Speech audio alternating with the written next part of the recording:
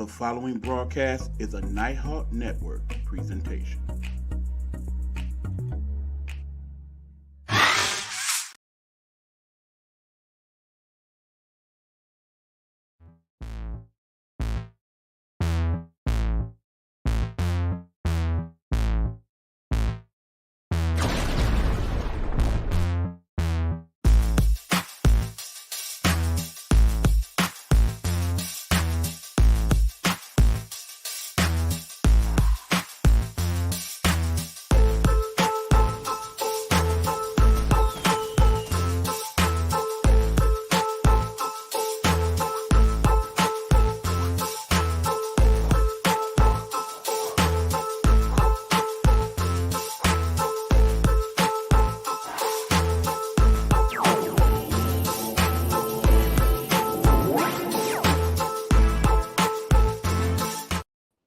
What's going on? Good evening, good people. It's your boy E-Buck in the building, and we are welcoming you to another, hopefully quality episode of the show we call Gametime Audible, where we, the people, that is me and this guy right here, talk to you guys about what is going on in the world known as sports.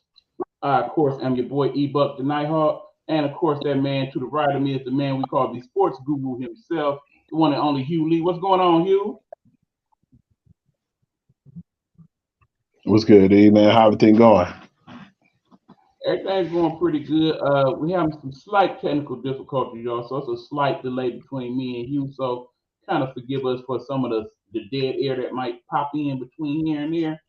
In the meanwhile, Hugh is gonna set us off. But Hugh, I'm not trying to hear no other talk first.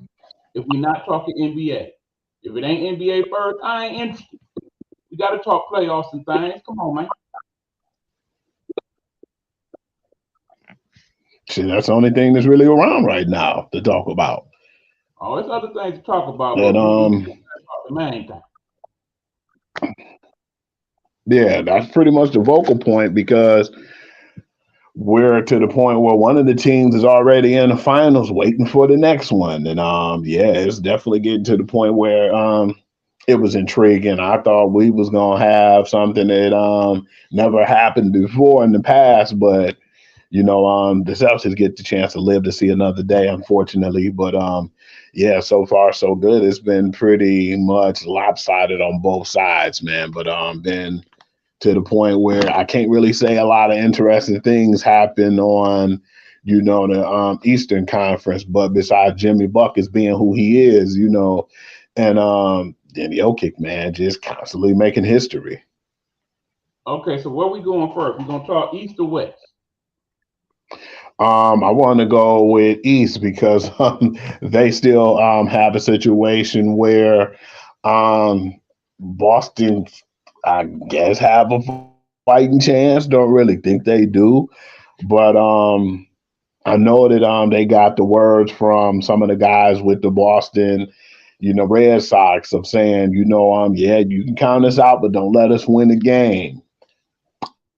I felt like with that game, I still felt like, man, Boston just poorly execute every time when you look at them. Besides that game, it was a couple of hiccups, but yeah, man, the first two games, you seen it, man. I don't know, people want to make the excuse of a young team and all, but I just still feel like if one of the players do well, which is a la Jaylen Brown, I just don't feel like Jason Tatum step up to the plate, man. And even if they do, I just don't feel like everybody else just, drink that Kool-Aid, man. Y'all been to the finals, trying to make it back to back, but Jimmy and them ain't having it right now. But it's just really a shame because I just feel like Boston just not really competing and putting up a fight. The first two games they had in the bag, and they just let slip away from them. And Miami wanted it more. The third game, it was just a flat out embarrassment, man. And all those players was embarrassed after that game.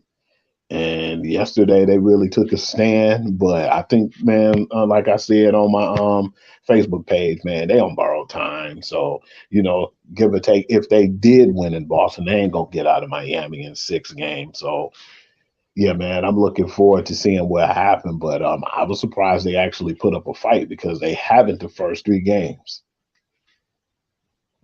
Now, first and foremost, let me say that my partner in crime here, Mr. Hewley, has been a very critical person in regards to the Boston Celtics the entire season. I feel he You basically seen a lot of holes in them even early on when they was playing pretty well. He definitely seems to be a big time critic of the one we call Jason Tatum, particularly after his comments, and I'll let you go ahead and repeat those, and then I kind of have some comments in regards to said comments. Go ahead, you. the part when he said what he said, what happened when he said that humbly, I'm one of the best players in the world. What did I do? I called you right away. You hear this dude? You did. What did he put in the game, and what way? What did he pave, or what did he do? What groundwork did he did? But only choked in the finals, and they choked in the conference finals.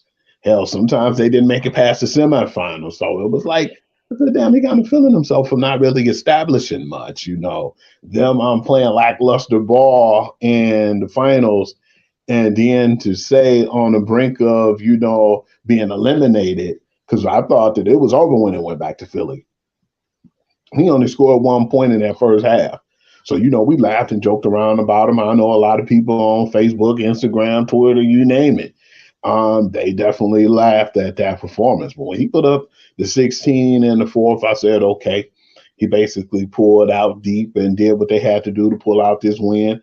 It stunned Philly, and they just crushed them that last game. So I'm thinking them going into this next game that they were going to be, which is this conference finals. I thought they'll be a little more focused. I thought that they'd be more adamant in saying, hey, we cannot let these dudes hang around, or we cannot, play lackluster ball like we have. Because remember, what did you say in the first series when they played Atlanta? This ought to be a sweep. They messed around and let Atlanta win 2 games. I said, that's going to cost them.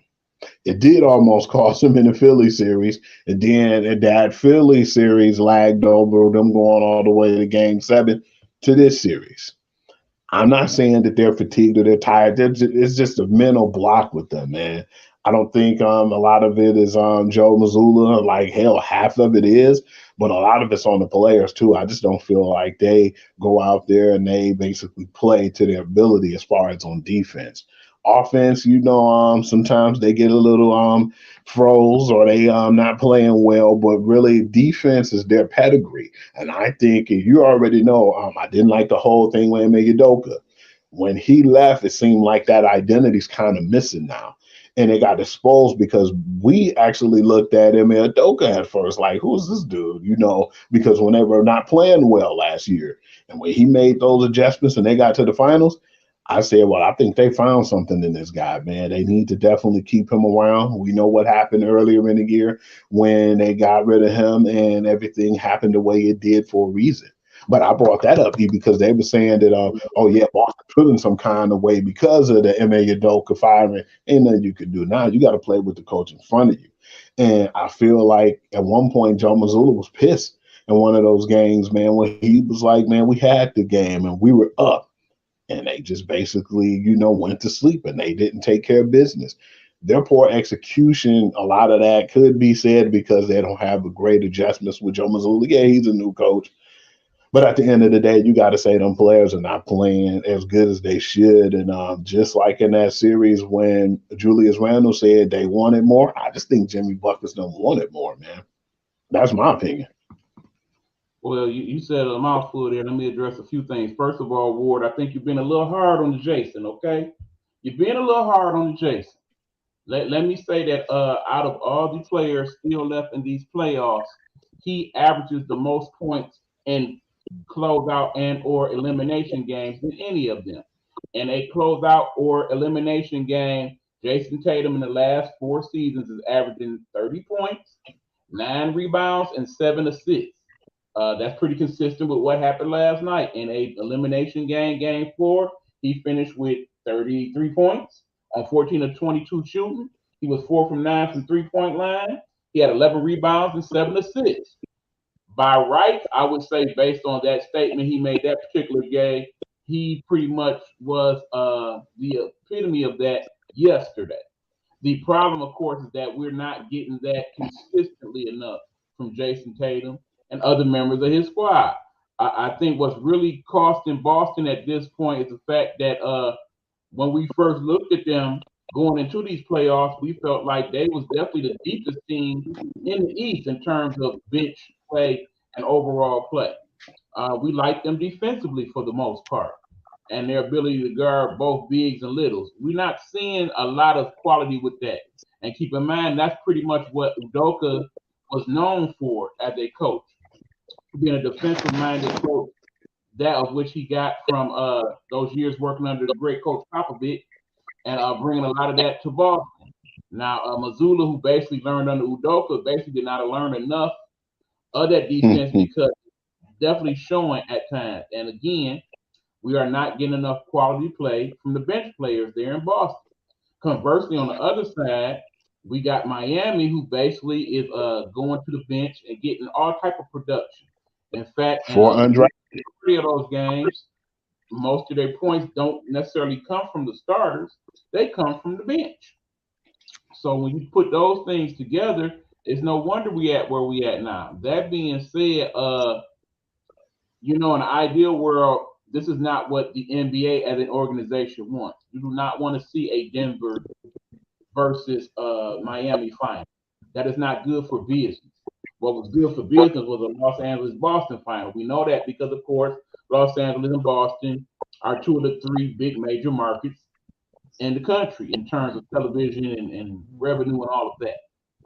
But all that being said, I think you get a good and a better storyline with Denver and Miami. If in the end, that's what we're going to be looking at, because you got on the one hand Jokic, who was the MVP that was disrespected all this time, and of course the great comeback story of Jamal Murray, and then of course on the other side the kind of down and out rags to riches story of Jimmy Butler.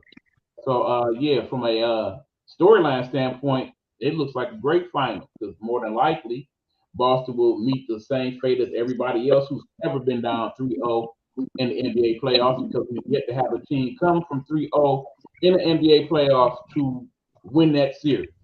And I would basically go on air and go here right now by saying, if Boston somehow pulls off the miracle of all miracles and makes that happen, they will go on to win the NBA finals. There's no doubt in my mind. If they figure out a way to win these next three games, I cannot see them losing to Denver. I cannot.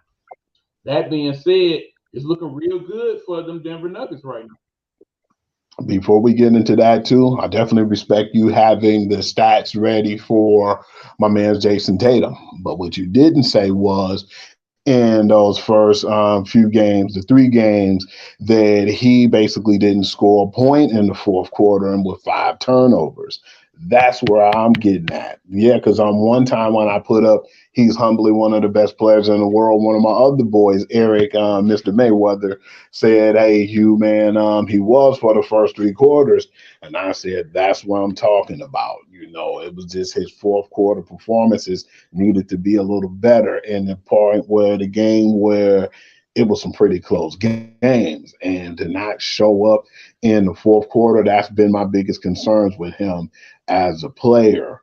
But like you said, man, ain't nothing else I can say, but they're on borrowed time, and I'm just ready for it to just be over with, man. It's just like a scab. You just need to hurry up and peel off, man, and get it over with, But that being said, too. Hugh, I got to ask you the question that a lot of people have been addressing today among the talking heads. If they would have lost game 4 yesterday, do you feel like that was basically enough to fire Mazzulla outright? I don't think they could really fire Mazzulla. Well, they can fire Mazzulla because, let's not be funny. We had a lot of black animal coaches in the NFL. Some of them did great. Some of them not so well when the other coach left. And they was quick to get rid of them brothers, man. And Mazzulla's skin is a little bit more our tone. Well, see, it's possibility. I can't pull out the cards in the NBA in terms of black coaches, because we know the vast majority of the coaches in the NBA are black. So we can't really go there with it. I'm not saying that they will, but I'm saying that they will give him an opportunity. At least in the NBA, they'll give you an opportunity. And I feel like in this case, I think they'll put an assistant under him, like a Nick Nurse or somebody who has really good, basketball IQ and the credential. Frank Vogel, somebody Right. Well, you that already was. know how that usually plays out. When you go that route with it, usually that's the setup for, okay, if you don't get the job done, now suddenly your That assistant becomes the interim and takes over. and that's what I think is going to happen. I don't think they just going to upright fire him, man. Some of it is because Boston's not playing to their ability too, and they seem lost at time. But a lot of that too is from the adjustments. I don't feel like his adjustments are great, and we've seen a lot of those hiccups too in a situation where when they needed him the most. Seen a few of those hiccups in the NBA season, and that was a red flag. And now they're really a situation now where, like, yeah, man, something has to be done. But yeah, I feel like they need that assistant who will put that fire under him. And if he don't produce or do what Boston need him to do, then it's on to the next. I think in the end, the main problem that we're seeing from Boston is a problem they had even when Adoka was the coach. There's an issue with team chemistry on that team. I think that's very apparent, particularly in this particular round of the playoffs. As much as we like to see Tatum and Brown together, and some nights they're an incredible duo, I think ultimately, as we talked about a lot last year, they're gonna have to move on from that duo in some way, shape, or form and restructure that team some type of way. Because they're a good team, but do they make each other better? I don't see that. And them two Exactly. alpha males being on that team, they're gonna have to get rid of them, man, because they're not gonna give both of them max deals. And that's Well, how I well, see, feel the about thing this. is, this you are they both alpha males? I think part of what people are getting on them about is neither one of them seem to have this Mamba mentality that we definitely starting to stress more out of players. They don't have that dog in them, as people say. Everybody And can't I be Jimmy Butler or Kobe Bryant or Michael Jordan. Okay, some people they play different. mm, all right, E, let me talk about that, but then let me tell you what I just saw. Yeah, I don't think they got that dog mentality either, man. And like you said, E, and like everybody else been telling me in my ear, I'm agree with you, man. I think that Jalen Brown been playing way better than Tatum, man. This is Tatum get more of the props, but I definitely feel like if anything, they'll probably try to ship off Jalen Brown, but I think it should be the other way around. I think bottom line is Boston embraces Tatum better, and when it comes to that, I do kind of got to pull them out. It's something to be said for skin tones and whatnot when it comes to a place like Boston. I hate to kind of go there with it, but we all have known Boston to be known Oh as yeah, somewhat of a about racist them city. cars. So Yeah, because there's if you don't, because that's what they that. do in Boston. One of the most racist places there is. I mean, We didn't heard what happened with baseball before in the MLB, and we done heard a lot of the stuff that the Boston Celtics, fans said about other teams. So yeah, we know that's what's up. right. Well, that's another story for another session. But I need you that with an being said, audible. you got an audible. What you got, bud? Yes, and so it appears the person that we wanted, and we said it'll be great for our team, and we should go after Monty Brown turned down the Pistons. They gave him a big offer just a minute ago, man. They said the Pistons offered Monty Williams big money, and excuse me for that, man. We've been talking about brown skin and all that stuff, man. That just popped out. But yeah, he turned down a big paycheck for us, man. I don't think that's the team he was willing to go to. Definitely, and I'm not trying to, but I can kind of see that too, man. He probably want to at least get a team that's I on the mean, upper tier or somebody who's close to competing. you got to look at it, Hugh. It's too many opportunities out here right now. If basically the Pistons was Absolutely. the only team really out there that was hiring, he probably would have took the job for the big money for the time being. Yeah, but it's But I way think too many because there's teams. other opportunities like a Philly or basically Milwaukee that would probably be better fits for him, I definitely would have turned us down. Not to mention the fact that we're dealing with an owner, Tom Gores, that don't look like he is the type of owner that's looking to spend a lot of money and make a lot of things happen with his pockets. So, you basically may be setting yourself up to fail. That being said, I already told you he was my leading candidate. My secondary candidate still is at this point one Sam Cassell. I say you need to hit the phone up and give him a holler. See what you can do for 3 years.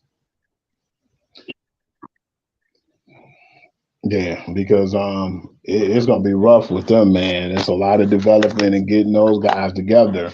Because we thought that they'd be at least a little better than what they were, and they actually got worse. So Like I yeah, said, I'm hard pressed to see them not being the worst team in basketball again this year with the I number agree. fact. I agree.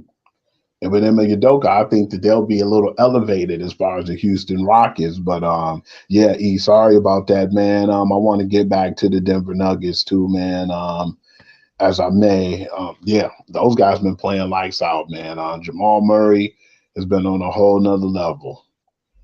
That dude scored 25 point fourth quarters, man, and he's been really clutch when they needed him because people were saying when Jokic won those MVPs, they was like, well, man, the Joker, he's winning MVPs, but are they even going anywhere, when it comes to, trying to win championships? He'd rather win an MVP than, be a championship contender or win a championship. But then they were on the outside looking in. Remember, Michael Porter Jr. wasn't all that healthy. We didn't even have a Jamal Murray. The one time he got hurt, then he was out the whole season. He can't really do it by himself. Their bench improved too, man. And then when they got Aaron Gordon, it was like they had some pieces. But when you told me last year, E, I really want to see that team healthy, man. I want to see Michael Porter Jr. be 100%, and we get the Jamal Murray we seen in the bubble. That's what we kicked it about, and you talked to me about. And when I Absolutely. see that with my own eyes, I said, man, that team is scary. Jokic shot some crazy shots. I'm like, what the heck is he throwing up? And it was just nothing but nest, man. He was basically elevating his game. And one thing that I seen that I was surprised about too is they said that he had the most triple doubles in a season in a single postseason with 8. And you know what, man? That beat Wilt Chamberlain record of 7. What surprised me too was I shouldn't Mhm. have been too surprised. People better put respect on my man's Draymond Green name. He have 6, and he was tied with Magic Johnson with 6. So Mhm. yeah, man, that huge to hear that, man. And it's like people don't give great Draymond the credit he deserved, man. But he one of those. He in that top 4, man. Well, so you got to understand in terms of shooters, for those of us who played the game, and I will not sit here and say I played on any high level of basketball. I'm not even going to front on you like that, but I've known a few people that do. And basically, one of the great teachers of my life in regards to shooting the basketball, a young man by the name of Glenn Rice. Shout out to you, Glenn Rice. Basically, there's 2 types of shooters. Those are those who basically shoot with their body and those who shoot with their arms. Uh, Basically, Jokic is a arm shooter. That's why oftentimes when you try to redirect his shots or whatever, it don't bother him because he's not shooting with his body. That's why he doesn't need to jump high or be straight up when he shoots. Uh, Another person that was very much like that, that was rather tall, foreign player, that would be the man who once played for the Dallas Mavericks, Mr. Nowitzki. He also was very much like that. When He was more of an arm shooter than he was a straight up and down or technique shooter like a Ray Allen or a Glenn Rice. So when people shoot like that, it's hard to throw them off when they on. When those type of shooters are on, they held the deal, and that's where we at with Jokic right now. he was too impressive to me, man. I've always respected his game, but 27.8 points and a rebound, 14.5 and 11.8 assists that whole series in the sweep.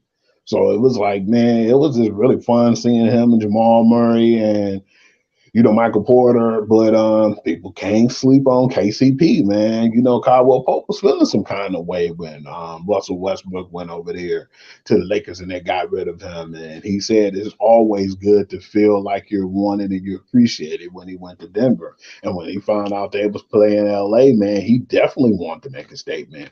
And they definitely, everybody on that team, it was guns blazing. And what I liked about it was everybody stepped up.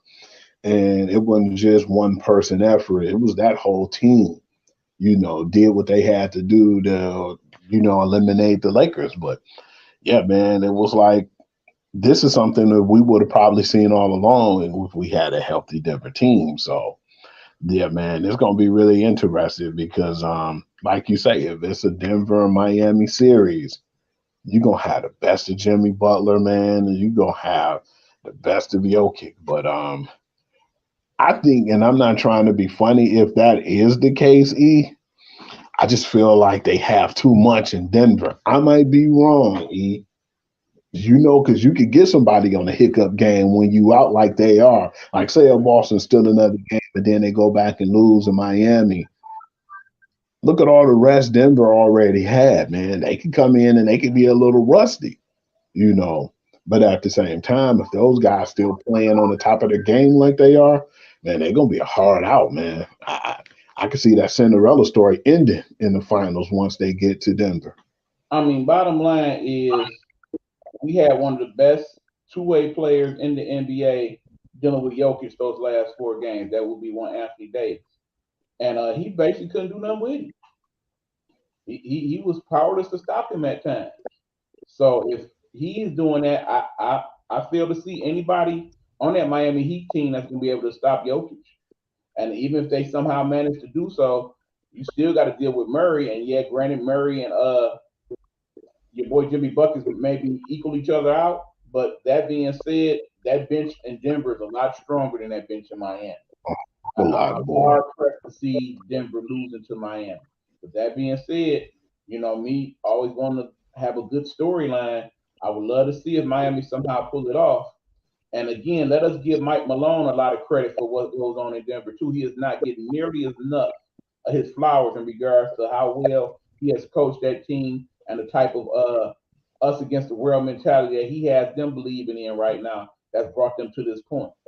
Because even though they were the number one seed and had the second best record in the NBA, a lot of people had wrote them off. A lot of people felt like, and I was one of them, that they probably weren't even gonna make it out the first round. And lo and behold, here they are in the NBA finals. Yeah, definitely surprised me, man, because we all thought that. But then when I told you when Giannis felt like he did, and we were like, damn, we were concerned. And I said, I don't think he'll be able to rebound from that. And I know people don't like to use excuses, but that was a nasty spill, man. And him trying to go back out there and gut it out and play, I give him nothing but respect. But I look at it like he could have easily bowed out and said, "Hey, man, I got a whole career to be looking for, man. I can't just be worried about this series." But he went and he put it all on the line. So I definitely respect him. With things maybe been a different outcome if he was healthy, man, you never know. So And then it's you like, also have to remember that unfortunately does play a part quite a bit of what happened in these playoffs. Remember, if Chris Paul had been healthy, who knows how far Phoenix would have got. If remember, Embiid wasn't 100% healthy. If he'd been healthy, who knows if they would have won that game seven.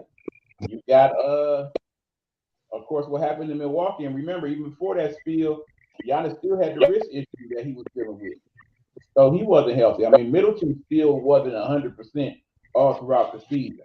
Injuries definitely cater. I mean, we go to that last series with the Nuggets and the Lakers. We know LeBron wasn't 100%. He had that issue with his foot that he played through. Granted, that was a hell of a performance by him uh, with the 40 points and what have you, but it just wasn't enough. I mean, bottom line is, and a lot of people, of course, wanted to talk about after the series what his future plans were.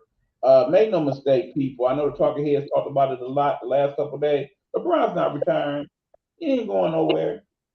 He playing with y'all as he usually does. He is a master manipulator of the news media. He's not going nowhere. He just want to give y'all something to talk about for a while. Like he said, he'll go get that foot fixed and won't nobody know nothing about it because that's how he deals with things privately. He'll work out like he always does, and he'll be back next season. You already know what he done told y'all time and time again. He ain't going nowhere till his kid makes it in the NBA. I definitely think that he's still waiting for that myself. I don't think that he'll go anywhere. it's a few things that still needs to be done on the Lakers, and I've heard news already rumbling about they were talking about trying to get a trade for Trey Young. So that's what they call it now, the trade for Trey. But Well, that's the rumor you heard. Let me tell you about the one I heard today on the Colin Cowherd, the Herd Show. uh, He put out there the possibility of the Lakers trading LeBron to, of all places, the Golden State Warriors. And that'd in be return, great. getting back Wiggins, Poole, and the young kid. Who, Kaminga? Yeah, those three in return. Basically, that sets the Lakers up, and that sets Golden State up for another run. You already know if that deal actually came to fruition, the internet would lose its freaking mind. That'd be crazy, man. I couldn't They even. mad at KD. Oh, they will be clowning LeBron if that happened. Oh, you know it. That'd be worse than the KD news, man. I definitely. Because they all look at it like, well, oh man, all he doing is, joining all these super teams, man. He can't do it by himself. Or you always hear some type of rumor. That's And all he said. And again, Michael Jordan did not do it by himself, y'all. He had yep, seasons where he played and basically wasn't hardly nobody on that squad, and he didn't get nowhere past the Pistons. Okay, so let's stop with all that. I don't care what you say. Michael Pippen and Dennis Rodman, that was a super team. Okay, pretty much. but And then remember they had Horace Grant, who wasn't the shirt. Not Horace Grant. What was the other dude's name? I forgot my name. Tony Kukoc. Ron Harper. They had Ron Harper too, and Ron Harper wasn't no tabby dude. Right. But we could talk about that for days. People know that Jordan needed help regardless to the fact he just didn't go out there and do it on his own, even though I don't think he's get a credit to Pippen like he should. But yeah, man, when you win, man, you usually have a team behind you, bottom line. Absolutely. But at any rate, like I said, we basically waiting to see what happens. Tomorrow's game 5 for Celtics and the Heat. I say if Celtics somehow pull this one out, it could be a very interesting weekend. If not, then I guess we'll just be resting up to the NBA Finals start next Thursday. Mm-hmm. Yeah, man, I definitely just waiting to see, man, because I was really surprised they pulled it off yesterday. Didn't think they would, but when I found out they did, I said, okay, at least they showed they had a little fight in them, because to let those first 2 games at home slip away from them and then just to get beat like that, it just showed like, man, wow, where's this team heart at? They show they have a little heart, but hey, man, being down 0-3, yeah, like you said, if they can pull this off and go on to the finals, man, I wouldn't see it any other way. But I'd be like, well, they're going to definitely pull it off. But I just don't see it. I have to see it to believe it. Right. And that being said, that ends this end of the basketball talk. But we're not through talking round ball just yet. When we take this quick commercial break, we're gonna come back and we're going to talk about the ladies of the W and talk a little WNBA basketball, if you don't mind there, Hugh. So this is Game Time Audible. I am E-Buck. That is Hugh Lee. We talking hoops, men and women. So we're going to take this commercial break. When we come back, definitely talk to ladies for a little bit. All right? All right. Hello, hello, hello. It's another glorious day, my T-Sippers, and you know what time it is. I hope you have all of your comfort together, because it's time to dish tea. And you're dishing tea, darlings, with Big Meat. Can't wait. Time to dish tea with Big Meat. Time to dish tea with Big Meat. Time to dish tea with Big Meat. Time to dish tea with Big Meat. Darling. Have you been scrolling Facebook and looking for that quick sports fix? Want a quick peek of what's going on in the latest sports news? Check out Pure to the Game Sports Blog with the sports guru, Hugh D. Lee. He'll get you together. Check it out. follow it on Facebook. Make sure you like it.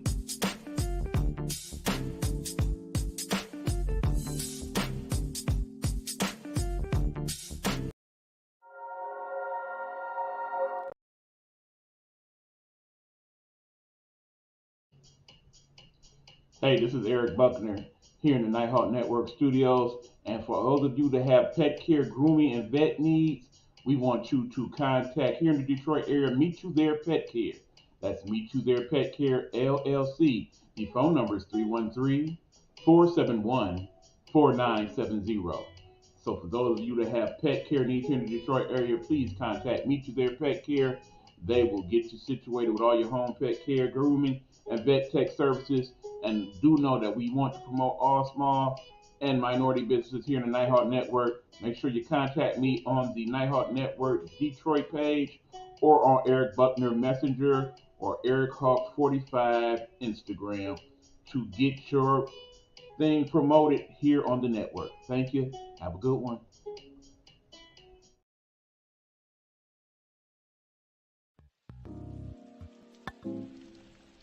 The views and or opinions expressed here on Gametime Audible is that of the host and or guests, and does not necessarily reflect those of the Nighthawk Network or its affiliates.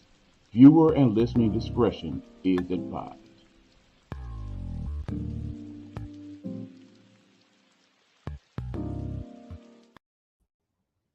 And we're back. What's going on? This is your boy Eric Buck. That's that dude Hugh Lee. This is Gametime Audible, and we're about to talk WNBA. That's right, talk of the W.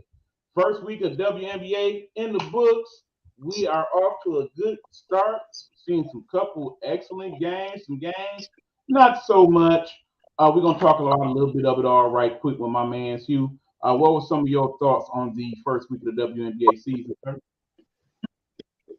At first, I was pissed off with Breanna Stewart, man, because I felt like that first game didn't even show who she is or what she all about. But then that next game, though, what about that next game, E? Man, I didn't like the fact that you dogging on my girl. That's what happened in that next game, okay? Y'all see the numbers. 45. Don't be dogging my girl. Keep in mind, remember. Yeah, don't be dogging my girl out, man. Oh, yeah, we about to go there for a minute. Stewie is from the New York area, so that is part of why she chose to go to the Liberty. Not to mention they took care of her financially as well, of course. But she basically wanted a new start. Basically when Sue Bird left Seattle and retired, it would have been Stewie's team, you know that. But she basically wanted to do something different. She had won a couple championships. She had won an MVP. She decided to go home, much like Candace Parker did the year before, and see what she could make happen with her New York team. And so far, so good, particularly in that game where they played, of course, the Indiana Fever, led by the person known as Aaliyah Boston. And basically, as I told you, Leah got her butt handed to her, okay? Stewie tore that butt up. She tore it up. She wasn't ready. Not at all. You was in Stewie's world, man.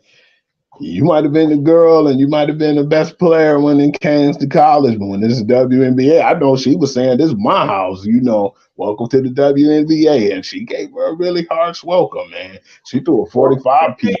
Girl. I mean, we learned two things in that game. One, Stewie got levels. And as crazy as she was on that one, I think she got even more to show people going into the season. And two, it's going to be another long season for the Indiana Fever. They're not even close to the level of some of the other teams. Like I said, I think they won 5 games last year, 7, something like that. I see them repeating that. They got a long road to hoe.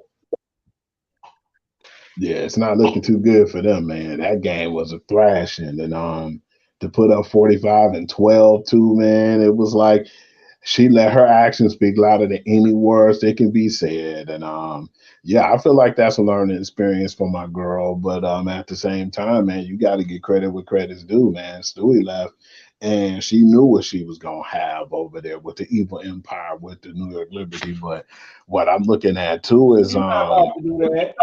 I'm not about to let you do that, Hugh. Every time somebody go to New York, don't mean it's automatically another evil empire. We gonna stop that. No, no, no, so no, that's no, no. It's only so one when evil they empire. That's them doggone Yankees. We gonna talk about them later. yeah, you tripping, man. You know, man. So why they pay all that money to get all that talent over there, then, man? You know what I'm saying? They tried to make a super team. They learned it from Why the they NBA. why they one of the most hated teams in WNBA now, man? Because they're a I super wouldn't go team. as far as saying that. I would never say if it's a team that's hated in the WNBA, you know what that team is, and they ain't doing nothing to help that because they dominated in their game, throwing up over 100, That which basically in the WNBA is a lot of points. The Las Vegas Aces, they're a problem for everybody. damn that 105 piece. Man, the game got so bad because my boy Dre hit me up and we was kind of, talking and kicking in, and he was like, "What you doing?" I said, "Man, I'm watching the WNBA game, man." I was doing that and kind of kicking it with him, and he was like, "Man, you watch the WNBA?" I said, "Man, you don't know what you missing."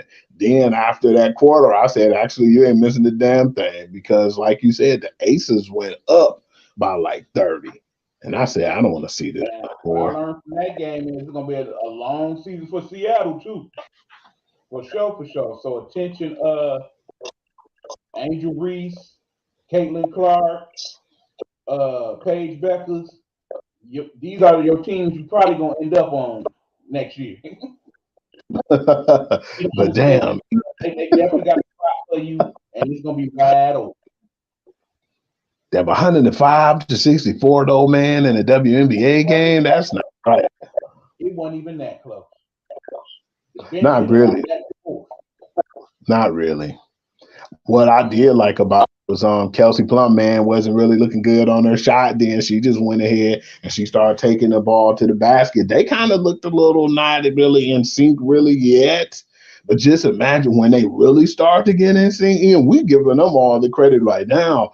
But when they really get in sync, I mean, they're gonna be understand, for as good as the New York Liberty look, the Aces probably got the best starting five that I've ever seen in the WNBA since the Houston Comet days. They look like that. If they manage to get Candace to stay another year or two, they might have a dynasty on their hands. yeah, because that team is man, they a lot to work with. Yeah, like I said, they pretty much can play you any way you want to play. They can go low post, they can go high low, they can go pick and roll, they can shoot the three, they can play good half court, they can do you up in transition. They pretty much got whatever you need out of them. And keep in Yeah. mind, they got their head coach right now. But she's suspended. It's gonna be a really big problem, man. Yeah, They but definitely, understand it's gonna be what, a 40-game season this year in the WNBA. yeah. I'm hard pressed to see them losing more than 5 games.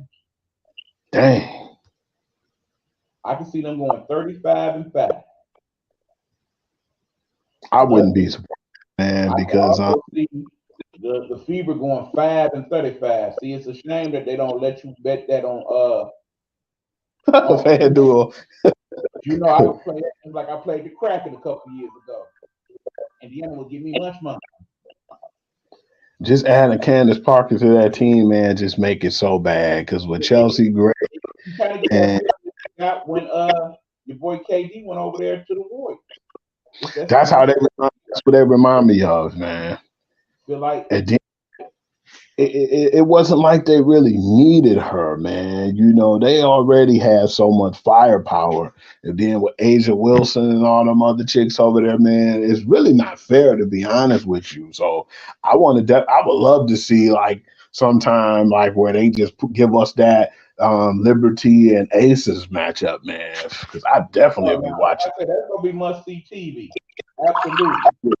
Speaking of game that a lot of people had eyes on was, of course, the first game of the comeback of the great one herself, Woman of Yeah. I definitely like the fanfare that they gave her opportunity. They showed her a lot of love, and she played a lot better in that second game than she did the first game. You can clearly see she is working on her Endurance. cardio and whatnot. So even though she did play pretty good that second game, I say give her about a couple weeks to really get her back in the groove. Remember, pretty much for a whole year she didn't play, and all that time locked up in the cell with bullshit circumstance and whatnot. I'm just happy she's back home and she's doing well, and I'm waiting for her to dunk on somebody. Yeah, man, definitely glad to see her back, even though they spoiled that victory for them, man. It was just good to see her. And like you said, that first game, I didn't really count that anyway, man, because she looked sluggish. Like she hasn't Yeah, played in the game. She's yeah, starting to get her, feet under her, man. But I think after, like you said, give her like another 2, 3 weeks, so she's gonna be back to the same Brittany Griner we used to, man. Definitely want to see her done and just really see her, just have fun again. Because right now, she just basically happy to be home, but it still don't seem like she's really quite there yet, having fun and doing the things that she normally used to in a WNBA game. That's gonna probably take a minute, but at the same time, it's just glad to see her out there on the court and back home, man, because that situation could have been much worse, and I'm just glad it wasn't. right. I mean, because it's so crazy to see her in a league where basically the average player is like 5'9", 5'10" now. Remember, it wasn't like that when the WNBA first started. And in terms of the skill set, it's a lot better overall skill in the WNBA than it was when the league first started. I mean, basically, you got the best players in the world at that time, and pretty much wasn't nothing else outside of them. It's a lot of good players out there that's not even playing in the WNBA. That's why I'm definitely hoping they have a good season, and so much so that they actually do start to expand once again and have more than Definitely just 12 teams. agree. I would definitely like more teams, man, because it's really cool seeing a lot of guys coming to the games and now the NBA players and all getting involved. And it's just been really exciting. I feel like people piss me off because they'll say stuff, man, and they're critical. Oh man, WNBA is not all that fascinating. And I'm like, why? Because they're not dressed in skimpy clothes, or because why It's is because it? you Why feel do like everybody got to dunk and shoot threes. It's a different style of yeah, game. Once you understand that, yeah, you get a better appreciation for it. that's what a lot of people say too. Oh man, man, I don't want to see that, man. They ain't really jumping and dunking on nobody, doing alley oops, and they basically want it to be another version of the Decision they NBA, made was when they decided not to go with that referendum they had a few years ago and lowering the nets so the girls could dunk and what. I'm so glad they didn't do that and they just basically kept it the way they had it because it would have been crazy. Like I said, it's one of the nuances of the WNBA is that you get that rare occasion when you see somebody dunk. And keep in mind, there's a lot more of those women that can dunk than actually do. Trust me, I went to a school at Eastern Michigan where at least 2 or 3 girls on the squad could dunk. And it always used to be like, oh, she dunked on old boy, So there's always that. And again, you look on YouTube, you can see it for yourself. I mean, just type in women dunking. It's whole videos of the thing. If that's what you need to get your WNBA rocks off or whatever. But bottom line, you got to give those young ladies credit. They are very good basketball players. They are the best in the world, many of them. And there's a lot more opportunities for you guys to see them this year. In fact, if you have cable networks such as the YouTube TV or the what one is that? Philo. You can get Ion Television. Ion Television actually shows the games on Fridays now. So I do actually think that in some people's area that Ion Television is actually a over digital network. So you might be able to see it that way.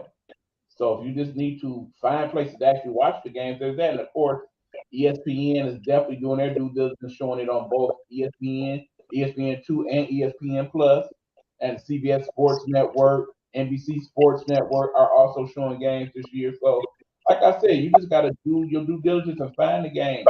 And if not, you can always go to YouTube and check out the condensed highlight versions. They do have those, much like they did last year. And I saw my man Hugh actually invested in the WNBA app where you can get the season pass, and they only charge you like what, $22. You're gonna laugh at this too, E man. If you didn't know, for all the Prime members, that's going to be one of the WNBA homes now. They're going to be on How Prime. many of y'all actually had Amazon Prime? And always talk about how you basically only use it to order stuff when you know you get the videos and all that stuff too. Prime has been really trying to step up their game. They're trying to give y'all the football games now on Thursday. They like, man, we trying to get that Black Friday game. And E, who the hell didn't want a Black Friday game? I know I'm gonna be watching it. And they're trying to make them some good games I'm glad too. you brought that up. Let me throw a couple quick football hits in there for you. Actually, if you are in the Detroit area, there's another Black Friday game that you can actually attend. It's just been announced today that the Michigan State Spartans are actually going to have a away from home game here at the Ford Field on Friday, the day after Thanksgiving, against the Penn State Nittany Lions. So if you are a big Spartan Damn, fan, that's gonna be out to Young Pride Hunter, you can go ahead down there downtown and check out the game at Ford Field. And that's actually going to be a good football weekend in general because you got the Lions playing on Thursday, you got Michigan State playing Friday, and Saturday and Sunday, that's the high school finals, all being held at Ford Field. Yeah, man, that's pretty big, man. And to get the WNBA on there, man, that's the one thing I looked at. Like, wow, they're going to be on Prime now, so that's cool. And Prime trying to get their hands on a whole bunch of stuff. I'm surprised right now they don't really have their hand in baseball, but I believe they will. I stand corrected. Yes, they do. Them and Apple They do. TV have been showing a couple games this year, so yeah, look it up. I definitely need that there, man. But then, I'm not going to cheat myself because I know I'm always checking out the baseball. And it's going to be to the point where, unfortunately, after when we talked about this, we're going to take a hiatus pretty soon because after like that NBA finals and only thing's going to really be going on is baseball. And that's going to be kind of the weird part of the year because in baseball, it's going to probably be laid back. It's not going to be too much aggressive gameplay. Even though they, made the games a little faster, but it's not going to really be much going on by that time. So that's when we're going to take a hiatus and start getting ready. Three things that go on in sports that we might want to address during the break. And of course, I have given you the perfect catalyst to do that. And let's talk about that for a minute before we move on. Hugh Lee, my buddy right here, my partner in crime, has a new venture that he's doing in terms of his sports. And he's going to tell you about it now as we get the graphic for him. Go ahead and tell him about your new little hookup, you. Called the Guru Perspective, where I give my perspective on a lot of the things that's going on in sports, and I just give my point of view and I break down a few things in the topic that I feel like could be interesting to people, and that's something that I want people to even really discuss and even be more vocal with because that is basically my perspective on anything. I have one topic that I'm going to talk about too, and one of them is as far as when it comes to the athletes, man, having a different perspective of what failure really means. And I thought that was pretty interesting to hear certain things and when you listen to Giannis Antetokounmpo, when people said that they were talking to him, they said, well, hey, Giannis, do you feel like after being the number one seed and having one of the best records in the NBA or having the best record in the NBA and to lose in the first round, does that make your actual season a failure? Or does that make your team feel like you're failures? He took exception. He got upset, and he basically wanted to break down why he still felt like he was successful and felt like he didn't fail. But when you had other guys like, alpha males like a la Black Mamba, Michael Jordan, Derek Jeter, and we could go down the line. Derek Jeter said, man, after winning my World Series, after I won the World Series 5 times, man, if I didn't go or if I didn't win, I felt like my season was for nothing. So it's a different perspective now. And it was interesting to me because they were saying more or less like they felt like if they didn't win it all, they failed. But now those guys are saying, well, yeah, I don't feel like I failed. I didn't accomplish what I wanted to, but that doesn't necessarily make me a failure. And And I want here's the thing. The one thing I'm liking about your perspective is you take your time to kind of break down your thought processes in regards to whatever you're discussing. And it's good that you have the opportunity to do that because, we kind of rushing each other here when we on the show. And I wanted people to see some of your thought processes when you think about some of your issues in regards to sports because you oftentimes make some very valuable points in those discussions that people need to hear. So I to definitely appreciate would strongly encourage you guys to check out the Guru's perspective.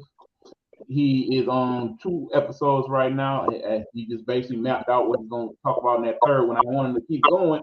He's giving all the good stuff away, man. Say that, man. Say that. We want to build your audience. it. Already Be on the started third. in regards to building an audience for your other project. Talk about that for a second before we move on. About how we're starting to grow the Pure to the Man, the Game. Pure to the Game really growing. I'm looking at that number right now, man. It's cool to see it because the first commercial we was at 168 when you advertised it. Then that one was 183. I'm at 253 people right now, and growing. I'm definitely happy, man, because I was basically thinking like, and I asked E like, man, is this something that I'm missing? And you said, well, man, I think them stories are coming off pretty good, Hugh, man. Them stories are pretty good and people are getting interested. But the reels actually really took over. I still have put a story in here or there, but people looking at them reels, they loving the highlights on the And I mean, reels, and as we are learning more of the technology, we definitely going to work more with some of that in terms of the reels and the TikTok style quickie videos and whatnot. For those of you who have been seeing that I've been posting some of our stuff on my Instagram page, we also have a new Instagram page called E Nighthawk. Um, I will introduce that further later on down the line. But basically, that's when we're gonna try to take little snippets of all our Nighthawk Network shows and put them on there so you guys can get a good sampling of what we got going. Because we're gonna continue to expand, and there are those who still reach out saying that you want to do a podcast or interested in coming on the show. We are definitely looking to have you on there. But yeah, basically we're gonna do some quick hits here, and then we're gonna call it a day. First, we definitely got to talk about the big fight that we had last Saturday. For those of you who were not aware, there's a big fight last Saturday. We had my man Haney against Lomachenko. What were some of your thoughts on that fight there, Hugh? ooh, man, I talked to one of my boys, Dre, and he said the fight went the way it was supposed to go. I think he kind of look at it like as a boxing, like I look at UFC, unfortunately. You got to knock out the champ to be the actual winner, but I don't see that most times, man. In the UFC world, we all see sometimes I'll be like, damn, that dude shouldn't have won. I still feel that way right now with Loma. If anything, if Lomachenko and them just drawed, like you said, it would have been controversial, but then you wouldn't have had no loser, and it had to be a loser, unfortunately. And I didn't think Loma was the one who lost because Haney did okay. He had power, and that's what I think they gave him more credit for. But the finesse and just my man's footwork and just how crafty he was, Loma, it really gave me a better perspective of him because he's going to be one of those Hall of Famer guys, and he's kind of getting up there in age in the boxing world, but he's still got a lot of fight left in him.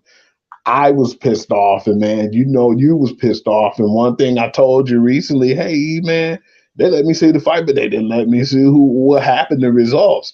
Man, I looked on there today and I seen the results. The boos was so loud when he won that you could barely hear. He couldn't even hear what was going on. Oh yeah. I mean, bottom line, they basically gave the victory to Haney. I believe it was actually a unanimous decision, even. But I really did not feel like he won that fight.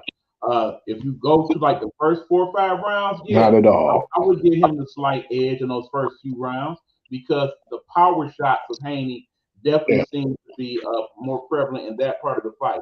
But pretty much from like the 6th round on down, it was clear that Lomachenko had outclassed him at times in that fight. Understand, neither one of them seem to have the knockout power necessary to knock out the other, but you have to not only consider the power punches, but the overall fight in terms of jabs and the other type of punches. Lomachenko always had that superior footwork, as we well know. And I think part of the other reason why people did not see him as the clear-cut winner is because in a lot of Lomachenko's fights, he is so dominant in regards to his footwork and his boxing skill that he basically embarrasses the other fighter to the point where it's not even close.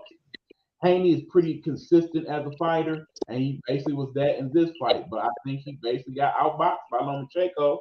And again, people do believe that if you don't just dominate the champ, then you don't win the fight. Like I said, at worst, I think that fight was a draw. And I must say that they got to find a way to have another fight between the two of them. And I'm not talking about waiting on 4 or 5 years. That needs to happen sooner than later. But wasn't happy with potential super fights, we finally seem to be able to say that we got the one fight that we all, as boxing fans, have been looking for these last 3-4 years. As it's been announced that they have finally signed the deal for Earl Spence Jr. and my man Bud Crawford to finally get it on.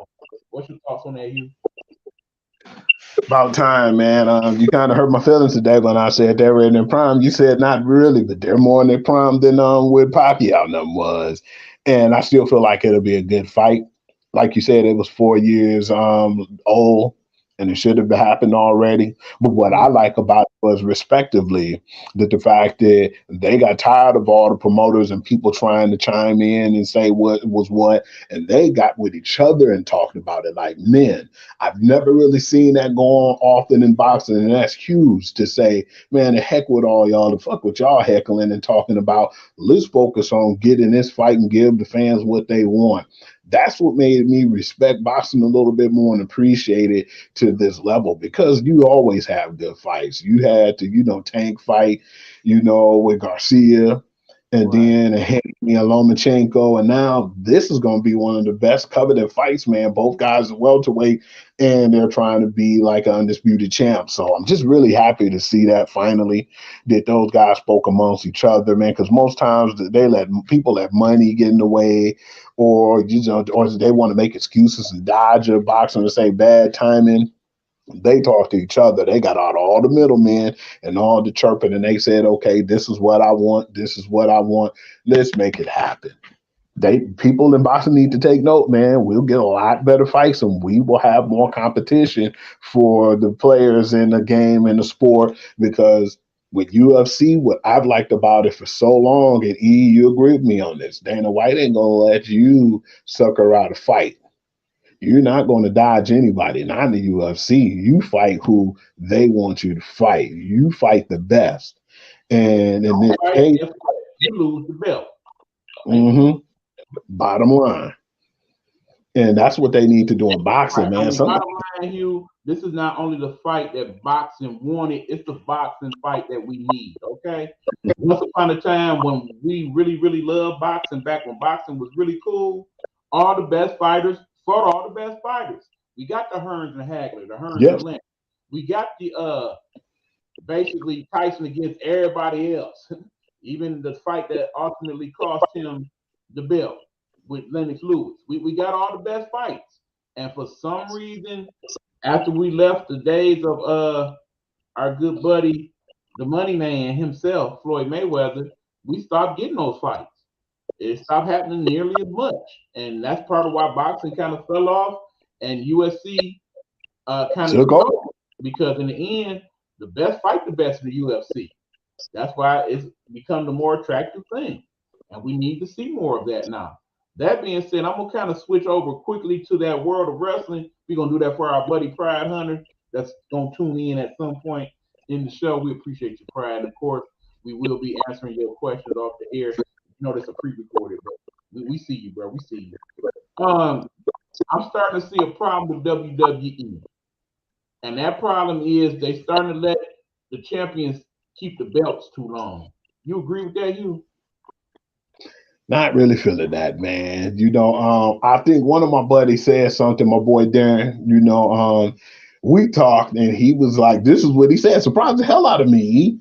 Oh man, I'm not really feeling AEW, man. Too many people get the title, man, and they don't even make it feel like it's coveted. I said, but wait a minute, man. I said, what about people having the title in WWE for a whole damn year? It was like that in the 80s when we didn't have no pay-per-view and when we couldn't see them fight all the time. Maybe those four big, pay-per-views, you had your Survivor Series, you had your SummerSlam, the Right, WrestleMania, and right. you had four, but the And only even ones we WCW, you had your Great American Bash and have it. Starcade and all of that. Starcade was their WrestleMania, yeah. But it was weird, man. It's like it's not the 80s no more, man. But then y'all got like Roman Reigns had that belt for a year and then some. No, You know, actually, I believe on this Friday's version of Friday Night SmackDown, they're going to celebrate 1,000 days as champion for Roman Reigns. That's too long. I'm disgusted with that, man. And a lot of my boys was feeling disgusted. Yeah, don't get me wrong, they got some pretty good storylines on certain things, but the issue has been I don't think a lot of people are acceptive of Vince McMahon coming back, and some guys even want to leave because they said if Vince came back, they wasn't going to even dig the direction of the company. But yeah, I definitely don't like that, man. And for the people who say AEW, them just getting rid of the bill, the people like just getting the bill like for like a month or 2 or 3 months, man, that's actually pretty cool, man. They make it seem when he said it Hey, wasn't covenant. it works for me. It works for me in NXT. I don't see why I can't work with the rest of the company. And man, damn, that's why I love what Triple H did with NXT, and I just wanted that NXT to actually reach, the WWE. And at one point, man, I really thought it was doing well, man. And when Vince came back, I said, "Oh man, you're gonna start Let seeing me them be honest with goofy." you. Vince never really left. Okay, let's be for real on that. Mm-hmm. He was still pulling the strings behind the scenes. Come on.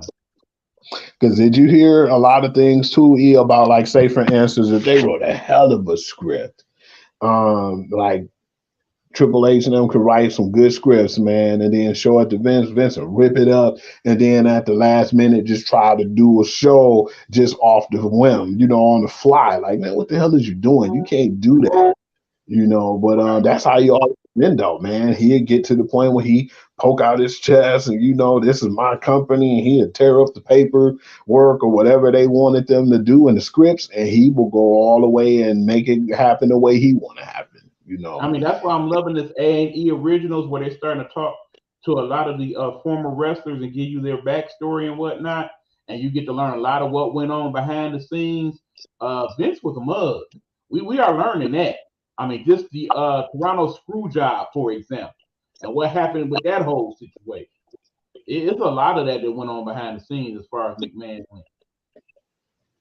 That was crazy too, and it was shady, man. Because you sitting up and Bret Hart face and told him, man, you ain't gonna lose. You ain't gonna lose in Canada, man. You're going to give up the belt. You're gonna lose on Raw, but you ain't gonna lose at home. And then that's when that screw job happened. Right. And then, of course, we still got to talk about how he dealt with his brother in that whole crazy situation. That was sad, man. I wish, and I'm not even trying to bring no bad juju or say anything shady. That's one that I had in my archive I can't find right now. I'm hoping none of my boys stole it from me, but I got to keep looking and digging deep, man. I know I had that pay-per-view. It was like a No Way Out pay-per-view, and I believe I have it still because I was buying pay-per-views like crazy when I was younger. So, yeah, that was one I would definitely like to pull out and look at, man. But, yeah, it was so much stuff that Vince McMahon did, man. And I believe it all started to where Vince started to, do a lot more shady stuff is when how things was handled. I think Lex Luger and a couple of guys who came from WCW would tell Vince, because they had handshake gentlemen like deals, like, okay, I'm going to stay in, WWF. And when he shook Vince McMahon's hand, I think he got word that he wasn't going to get that title. And I felt like they looked at him like he's not the guy that we want to be in charge, or he's not the guy we want to have to build in the company. And so that's when Hogan ended up winning the belt again. And the same thing happened with Bret Hart at one point. Those guys got tired of that, man. And they was like, well, we'll never get our fair shot. And right after that pay-per-view, next thing you know, Lex Luger was on that WCW Monday Nitro. And a lot of those stories and like the like whole. I said, it's so many of those stories we can get into. We can have a whole nother show about that, or at least somebody we know to talk about that extensively. Pride Hunter. Whenever you do your show, we definitely want to jump in and chime in on the wrestling part. I'd love to hear your gospel in regards to that pride. But discussions for another day, my brother. Anyway, before we head out, I do want to talk just a little scope of baseball because hottest team in baseball right now on a 5-game winning streak are who usually? Is it my New York Yankees? It's them doggone Yankees. That's correct. And they are being powered by the power man himself, one Aaron Judge. And according to the latest news, we got a couple of rehab assignments going on with them Yankees. And they're about to be back in the lineup, including your favorite Yankee that's not named Aaron Judge, Mr. Stanton, who's said to be going on a rehab assignment this weekend and should be back in a week or two. What's your thoughts on that, Hugh? I'm definitely excited, man. Even though I know his ass will be right back on the IL, but it's good to see he's coming back. I've been hearing a little bit about Donaldson too, and I've heard about Rondon, trying to make his way back, and they need those people, man, especially the pitching, man. And I believe that's been one of the things that's been kind of holding them, together because Severino came back and, pitched a few good games because a few times when I seen what was weird, even though I'm glad they're gutting it out and then they're finding ways to, win in the clutch. But the Yankees will go down, man. They'll be up 1-0. Next thing you know, they down 4-1. And I'm like, damn, what's going on? But then I had to think about it like that. That pitching's not quite there yet. But this is good to see them gut through some of them games and pull them out. And against a really good Orioles team, too. So I was definitely interested in seeing how that's going to go.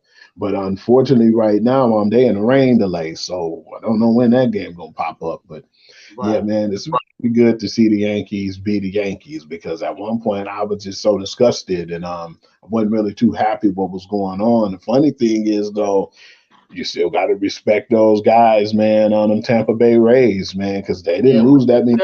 Last night, of course, because last night, they turned it to them. 20-1. Vlad done wasn't playing with him, man. I don't know what happened. And I think they was on like a 4 or 5 game losing streak. And they got out of that, man. They cracked them bats and they whipped on Tampa Bay. But I was surprised. I didn't know because I thought the Yankees climbed into second place, but no, it's not quite the Yankees. It's on the Baltimore Orioles, man, who's still been playing good. They're like a couple of games or so ahead of the Yankees, like 3 games. But at the same time, I'm just surprised in how well they've been playing. And just been really surprised in that division. And I want to see how that work out. Like I got to give just a little culture credit to those Detroit Tigers of ours, finding themselves in second place right now in the Central Division. It's a very bad division, too, man. They went for one of the teams. I'm like, man, they're just a flat out joke to only 4 games under 500. I would definitely like to see them climb over 500 finally. But hey, right now, man, I still feel like they've been winning a lot of games, though. Yeah, they'll lose a few, but they've been winning a lot too, and they've been pretty consistent. Right, and not Toronto, but Toledo, they got a couple people work some things out. But in the meanwhile, down there in AA ball, they got some really good players that's starting to step their game up. And would not be surprised if we see some of those guys before the end of the season come on up. I would definitely see some guys. They've been talking a lot about.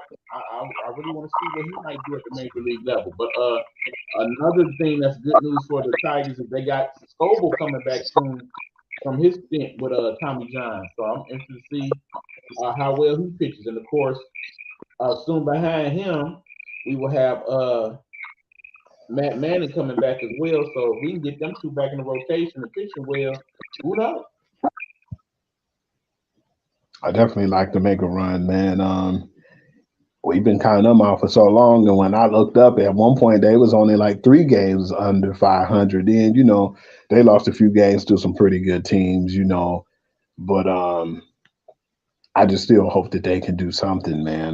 They're a little better than what I thought right now, but then at the same time, I always have hope for them boys. And then when it comes to like the second half of the season, it just seems like they'll just disappear and drop off the face of the earth. So I'm definitely hoping they stay consistent and just put up a good fight, man. Because I definitely would like to go to some more games and see them in the winning column for a change, man. Right. Okay. Now I got three more quick things. Let's just do a quick minute on each one. Okay. We call it a show. First of all, it was announced this week that Carmelo Anthony is finally going to retire from the NBA. Your quick thoughts on that? Man, respected Melo, man. He's been in the league for a while. Unfortunately, he couldn't get an NBA title, but he won some Olympic gold. He won, college level, and he had a pretty good career, man. I definitely would have liked to see him get an NBA championship. But you and I know it's easier said than done. But he'll definitely be a Hall of Famer. But he really had a really good career. The only unfortunate thing is he had a lot of scoring titles, but I believe a lot of people gonna look at the attitude or what they felt like the way he led to getting put out of the NBA at first before he came back. I think a lot of people gonna still have that sour grapes put in there too. But other than that, I still like to say, man, hats off to him, man. He had a really great career. I mean, the one thing I gotta think about, well, two things. One, the fact that remember he was the number three pick. Darko was the number two pick. Who knows what would have happened if he actually would have got picked by the Pistons? That being said, my other thing is remember at one point in time he was a New York Knick, and at that same time we had this thing called insanity that happened. And if somehow the two of them could have worked things out and made it to where they could be on a nice little title run, who knows? But during that time it was said that Carmelo was definitely not happy that Lynn was getting all the press at that point, and he was being thought of as the number two on that squad. If they would have worked it out, who knows what could have happened. But nonetheless, he won the top 25 scorers of all time, and I'm hoping that he will spend some quality time with his son, who is starting to come up the rankings himself in terms of basketball. I mean, you'll start to see a lot of NBA and WNBA players who have children in college that may come up into the league. You'll start to see that over the next few years. And of course, the other thing I always will fault Carmelo on is how you let Lala get away, man. How you do it, Yeah. bro? Lala so fine. Sometimes, man, when they get out there and they be in that NBA world, man, they want to have their wives at home and have these jump off chicks and little chicks that they can mess around with on the road. They say it get lonely on the road, but it don't get that lonely. I'm gonna cheat on her, You don't man. upgrade on nobody like Lala. I'm sorry. Okay. No, I ain't no upgrade there. It was also announced today that it's pretty much official. The Oakland A's will not be the Oakland A's for much longer. Much like their counterparts in the NFL, the Raiders, they are moving to Vegas. Your thoughts on that? Another team for Tom Brady to be a minority owner of. Possibly. Possibly. Okay, and then the third thing is Adrian Peterson was expected to announce his retirement. He did not. He, in fact, said that at the age of 38, if you sign him, he will play. What's your thoughts on that, news? Adrian, man, just sit down, man. You had a great career. You was one of the better running backs. I wish he could have won a Super Bowl with a team, man, and came on with a team. But at this point in your career, man, you probably better than a lot of people that we've seen at that age or to play. But man, you don't got nothing else to prove to nobody, man. It's for the Why? I think. But that being said, if you do make a squad, I would love for you to be on a squad with a young running back in need of mentorship because you've been through it all, the good, the bad, and the otherwise.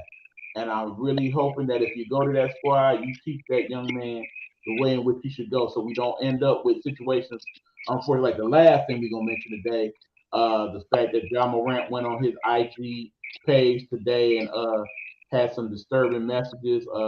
They basically have done a welfare check on John Morant. They say he's fine. He just basically, that was his way of announcing that he's no longer going to be on social media, which I think is in his best interest right now. The social media is what got him in the most of this mess. But in the end, I'm praying for you, John Morant. Please, brother, please do the work this time. truly get it together. Yeah, you done lost some of those endorsements, it looks like, but I think if you put in the work and come back healthy next year and play and do things that's going to be of a positive nature, I think you can gain a lot of that back. I think America will forgive you.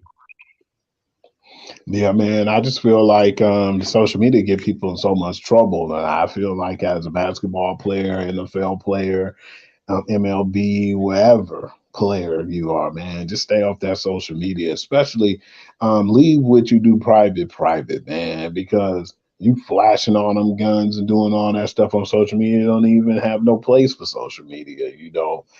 Basically focus on your brand. And that's what I really wanted him to do, is focus on John Moran and his brand and what can make him better. And because losing all those endorsements and doing all that stuff just for you wanting to fit in with a crowd that you don't even have to be a part of, man, you don't have to live that life. Right. You I mean, know, bottom line, you're not about that life. And if your friends feel like you got to be in order for you to be their friends, then they ain't really your friends. That being said, speaking of brands, we can talk about yours before we head out here. appreciate that, man. Pure to the game, man. Whatever's coming out, man, whatever news or whatever you want even me to discuss, man, I can put it on there. Appreciate everything that y'all been doing as far as the followers. And I'm gonna keep putting up them reels and putting up stuff, to keep everybody interested.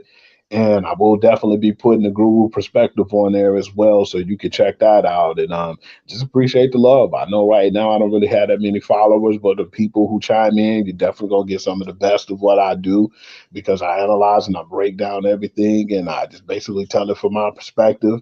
And for you to either agree or disagree. If you agree, more power to you. Now, I would like to know your opinion so we can voice that. And that's why I put some questions on there and I put things on there for you to answer. Or if you want to basically talk about and discuss, that's what the table's for. It's wide open. Absolutely. Like I said, we're trying to get my man's numbers up so eventually we can start to get monetization for some of these things. So we can start to get paid for our efforts because we appreciate the love and support. And the more we get, the more we able to do to improve the platform and ultimately improve the lives of the people that are on these platforms. So by all means, please let us know your opinions. Please like and subscribe. Please share with others if you like these podcasts. Well, I know it's many podcasts out here, and we appreciate those of you who do tune in. We have been getting bigger numbers these last few weeks, even though we have been pre-recorded, Hugh. And I'm very happy with that. And that's because we are doing a fine job of discussing sports our way. So before I head out, I do have to mention the fact that today, unfortunately, is the marking of the 1 year anniversary of the Uvalde shooting. Still many prayers and prayers for strength and hope and comfort to those families in Uvalde, Texas, and what happened that unfortunate day 1 year ago. And also, we found out today that we have lost one of our musical icons, another untimely death, much like last week with Jim Brown. We have now lost the great Tina Turner today. And I definitely want to send shout out to all the people who love her. And I will be talking about that tomorrow on the I Am Nighthawk podcast and giving her flowers. Anything you got to say before we go, Hugh? Sad part about that too, man, because we were so focused on Tina, man, and which we should be, because she's a musical icon, man. We couldn't even give the love and respect that Patti LaBelle needed, man. Happy birthday, Patti. Absolutely, and I know I'm pretty sure her and Tina was kind of tight, so I'm sure that's hurtful thing. You also know that one of the biggest Tina Turner fans was, of course, the great Beyonce. I'm sure she'll have some type of statement in regards to the loss of Tina Turner, a person she very much looked up to and idolized in her own right. Because before there was a Beyonce, there was a Tina Turner, and she always gave her respect for that. So, yeah, like I said, this is some things we'll talk about tomorrow on the show. But in the meanwhile, we're gonna let you guys go. Thank you for tuning in. We appreciate you. Hugh, you know what to do, my friend. Let's throw them fingers up. Let's play the flow, and then let's grab something to eat because I'm hungry. And Yes.